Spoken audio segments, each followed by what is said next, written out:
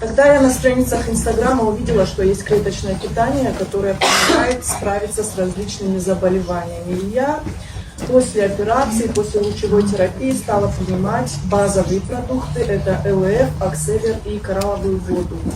И так как я стояла на учете, то периодически сдавала анализы, и мои показатели стали улучшаться.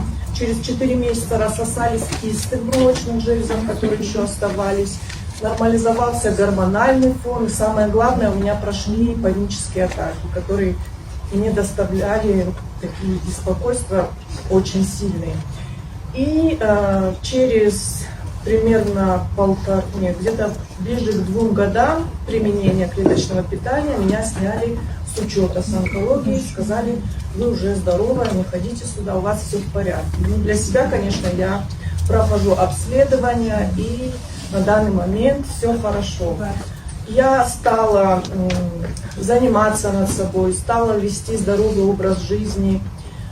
Эта компания дала мне новые возможности для развития. Но самое главное, конечно, что я исцелилась и продолжаю здесь работать, уволилась со своей основной работы и теперь занимаюсь только этим, помогаю людям оздоравливаться и находить себя во всех сферах жизни. Всем здоровья!